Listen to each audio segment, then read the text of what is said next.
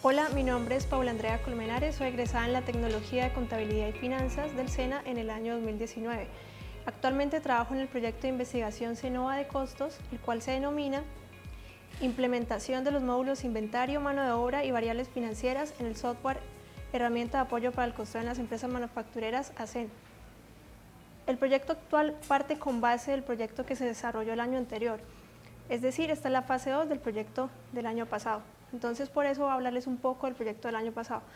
La necesidad principal del proyecto del año pasado está basada pues, en dos necesidades principales que identificamos. Primero, después de hacer un estudio de campo, nos dimos cuenta que algunos de los microempresarios no tienen formalizado el proceso de cálculo de costos en sus empresas, ¿sí? ¿Qué quiere decir esto? Que lo calculan parcialmente. Entonces, por lo general, el costeo de productos está compuesto por tres elementos: materia prima, mano de obra y costos indirectos de fabricación. Por lo general, los microempresarios tienen en cuenta solamente materia prima y mano de obra, y a esa mano de obra no le tienen en cuenta la parte de seguridad social ni para fiscales. Por ejemplo, si una persona, la modalidad de pago común es destajo, entonces si una persona gana 1.000 pesos por corte, si corta 50 pares al día serían 50.000 pesos, pero si no se tienen en cuenta en lo de seguridad social y para fiscales, o sea, está perdiendo. ¿Por qué? Porque no sería solamente los 50, sino aproximadamente el 40% más, o sea, el 40% de 1.000 son 400 pesos. Si eso lo multiplico por los 50 pares son 20.000, el costo total no sería 50, sino 70.000 pesos. Este es uno de los inconvenientes o los errores más frecuentes que se encuentran en este sector. Adicional a eso, también el cálculo de costos indirectos de fabricación no se está teniendo en cuenta. ¿Qué hace parte de los costos indirectos de fabricación? Los arrendamientos, la depreciación a maquinaria, los servicios públicos, y si estos valores no se tienen en cuenta en el proceso del costo, pues el empresario va a perder. ¿Por qué va a perder? Porque va a generar un precio equivocado de venta, y si genera un precio equivocado de venta, sus utilidades van a bajar, ¿sí?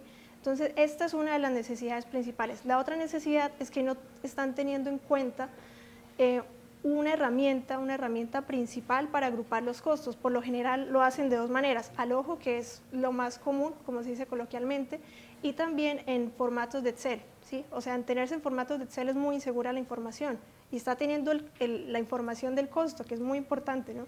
Entonces, por esto también nació el proyecto el año pasado.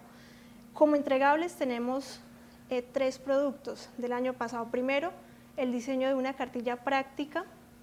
Quiero hacer un poco de énfasis en por qué es práctica, ¿no? O sea, es práctica porque no es un recurso común, o sea, no es un libro ni un documento científico, un PDF largo y extenso, sino tiene un lenguaje más sencillo, ¿sí? Tiene un lenguaje más sencillo y también tiene muchos gráficos. Y está acompañado también de videos, o sea, es un poco más didáctico porque pues los empresarios de este sector son muy visuales, ¿no? Entonces trató de hacerse algo más sencillo para que ellos lo entendieran. Esta cartilla está compuesta por 5 capítulos. Primero, generalidades de los costos, donde les hablamos qué es costo y en qué se diferencia el gasto. Y también le hablamos un poco de la hoja de costos. El segundo, estamos hablando de materia prima, donde les enseñamos un método que es el Rush and Small, y ese método pues es un método mexicano. Bueno, no es mexicano como tal, pero lo adoptaron los mexicanos y acá lo adoptamos para calcular el consumo de cuero por referencia, o sea, es para el cuero. También está el otro capítulo de mano de obra, y en este tenemos en cuenta la parte legal, o sea, calculamos seguridad social, para fiscales, provisiones, y también el tiempo estándar. El tiempo estándar es el tiempo promedio en el cual un empleado se demora en hacer sus tareas. El cuarto capítulo, que son los CIF, los costos indirectos de fabricación, que mencioné hace un momento, y el último, la acumulación de los costos, donde llegamos a la hoja de costos. Otro recurso, otro producto que tiene este proyecto en la fase 1 es la creación e implementación del componente práctico, o sea, de lo que se habló en la cartilla, en el software ACEN. O sea, que es mucho más sencillo, o sea, el empresario ingresa los datos y la herramienta calcula el costo. Y finalmente hicimos una retroalimentación y pruebas con empresarios del sector. Y bueno, esos son los productos de la fase 1. En la parte 2 de ese proyecto identificamos otras necesidades, ¿sí?